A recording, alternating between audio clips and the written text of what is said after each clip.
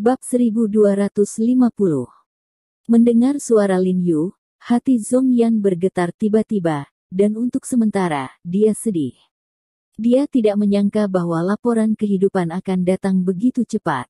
Dia hanya menghina Lin Yu di dalam hatinya, dan sekarang dia dibunuh oleh Lin Yu. Dia jatuh ke tanah, dan kulit kepalanya kesemutan karena lengannya tertusuk belati.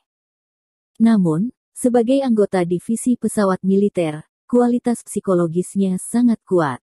Setelah panik, dia segera menenangkan diri dan berteriak pada Lin Yu dengan cemas, "Kapten He, ini saya, Kapten He, saya Zhong Yan, dan saya juga pesawat militer. Apa kalian salah menangkap orang?" "Ya, kaulah yang menangkap." Lin Yu melihat bahwa Zhong Yan masih berusaha ceroboh, dan mencibir, lalu membanting lengannya, dan mengangkat Zhong Yan di tanah. "Kapten He, dengarkan aku."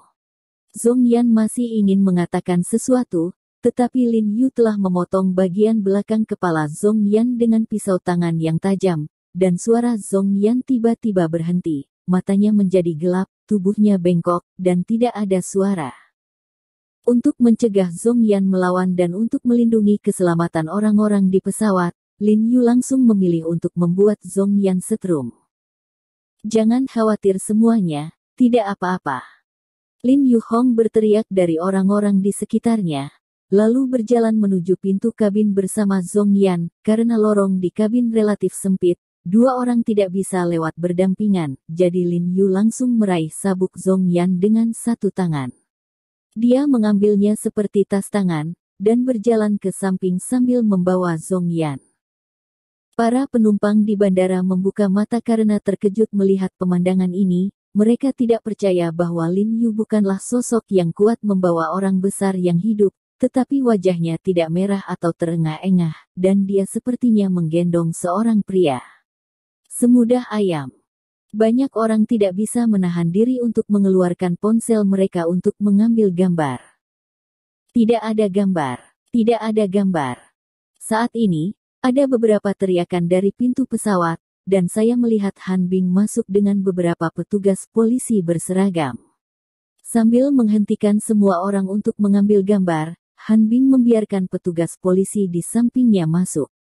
"Periksa ponsel penumpang di pesawat untuk memastikan bahwa semua foto di ponsel semua orang telah dihapus." Dua petugas polisi lainnya tidak menunggu instruksi Han Bing. Mereka langsung mengambil Zhong Yan yang dipegang Lin Yu, dan berjalan keluar bersama Zhong Yan. Han Bing dan Lin Yu buru-buru mengikuti. Melihat Zhong Yan yang terpana oleh Lin Yu, Han Bing tidak bisa menahan semangat, dan berkata dengan penuh semangat, "Oke, Jiarong, bisakah kamu memperpanjang jam ini ke tempat ini? Tangkap, dan tidak ada korban jiwa, sungguh tidak mudah. Seharusnya kita sudah memikirkannya sejak lama." Setelah naik pesawat, dia pikir semuanya berjalan dengan baik, dan dia jelas kurang waspada. Lin Yu berkata sambil tersenyum, "Pak, kemana kita mengirim orang?" Dua petugas polisi dengan Zhong Yan di depan mereka berbalik dan bertanya pada Lin Yu dan Han Bing, tidak tahu di mana harus menempatkan mereka. Han Bing menoleh dan memandang Lin Yu, dan bertanya, "Tidak cocok bagi kita untuk membawanya kembali ke pesawat militer.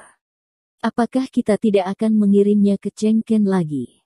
Jangan terlalu merepotkan, selama masih ada tempat untuk interogasi." Lin Yu mengerutkan kening dan berpikir sejenak, lalu berkata kepada dua petugas polisi, untuk menghemat waktu, bawa dia ke toilet terdekat. Toilet. Kedua petugas polisi itu tidak bisa membantu tetapi mengejang beberapa kali ketika mereka mendengar kata-kata Lin Yu. Mereka mendengarnya untuk pertama kalinya. Tempat interogasi didirikan di toilet. Itu sangat beraroma. Namun, untuk dapat membuka mulut Zhong Yan secepat mungkin, Lin Yu tidak terlalu peduli lagi untuk menemukan pemimpin hantu di dalam pesawat militer. Dia tahu bahwa berita penangkapan mereka atas Zhong Yan mungkin tidak lama lagi menyebar, jadi dia harus menanyakan sesuatu dari mulut Zhong Yan secepat mungkin. Ketika Han Bing mendengar interogasi Lin Yu di toilet, dia sedikit terkejut, tanpa banyak bicara, dan memberi isyarat kepada dua petugas polisi untuk membawa Zhong Yan ke toilet terdekat. Kedua petugas polisi itu langsung pergi ke toilet pria di samping jam. Karena penumpang di aula ini lebih sedikit saat ini, maka tidak ada orang di toilet. Bawa beberapa orang ke sini, jaga pintu, dan jangan biarkan orang lain lewat. Han Bing dengan sungguh-sungguh memerintahkan beberapa petugas polisi. Jangan khawatir, Kepala Han, kami akan menarik penjagaan keluar. Jika Anda punya kebutuhan, hubungi kami. Setelah berbicara dengan Han Bing, kedua petugas polisi itu melemparkan Zhong Yan ke akar tembok toilet, lalu berjalan keluar dengan cepat. Telepon Bucheng dan panggil mereka semua, mereka masih menunggu di bawah, kebetulan mereka memakai salep hemostatik. Saat berbicara dengan Han Bing, Lin Yu mengeluarkan jarum perak, berjalan ke Zhong Yan, dan memasukkan 2 jarum ke leher dan bahu Zhong Yan untuk membantu Zhong Yan menghentikan pendarahan, dan pada saat yang sama di pinggang belakang Zhong Yan. Sebuah jarum diambil, membatasi kemampuan Zhong Yan untuk bergerak. Kemudian Lin Yu meraih belati di lengan Zhong Yan dan tiba-tiba menggunakan kekuatan untuk mencabut belati yang tertancap di lengan Zhong Yan, lalu mengulurkan tangan dan menepuk wajah Zhong Yan beberapa kali sebelum Zhong Yan tersentak. Setelah memukul Jiling, dia bangun dan melihat Lin Yu di depannya dan Han Bing di belakang Lin Yu. Ekspresi Zhong Yan berubah tiba-tiba, dan dia buru-buru berteriak, "Kapten Hei, Kapten Han, apa yang kamu lakukan? Mengapa kamu menangkapnya?" "Saya."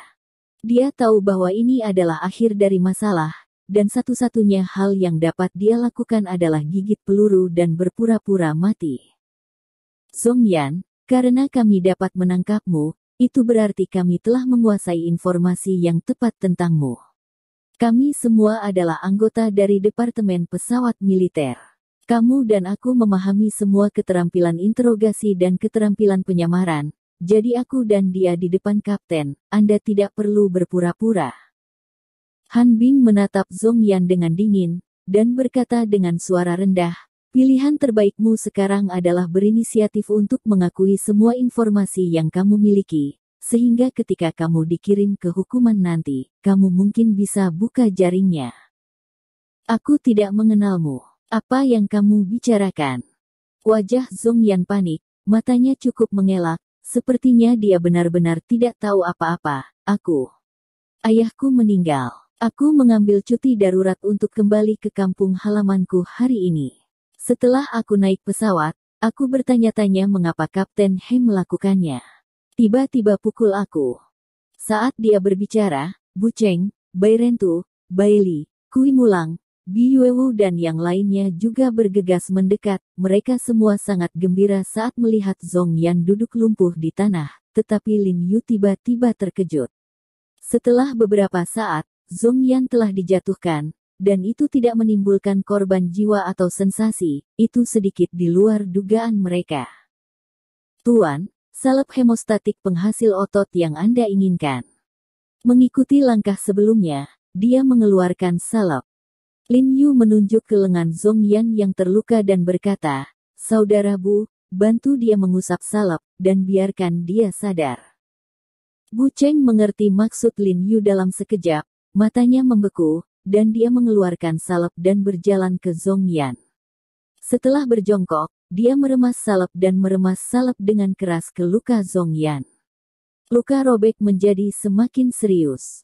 Rasa sakit yang hebat langsung menyebabkan keringat dingin di wajah Zhong Yan, dan tubuhnya tidak bisa menahan gemetar. Zhong Yan berjuang tanpa sadar, mencoba menarik lengannya keluar, tetapi terkejut menemukan bahwa tubuhnya lemas dan dia tidak bisa menggunakan kekuatannya sama sekali. "Bagaimana? Sekarang saya ingin mengerti mengapa kami menangkap Anda." Lin Yu memandang Zhong Yan dan berkata dengan lemah, "Seorang teman seperjuangan, saya benar-benar tidak tahan untuk menyerang Anda. Jika Anda tidak ingin menderita, Anda dapat dengan jujur menjelaskan semuanya."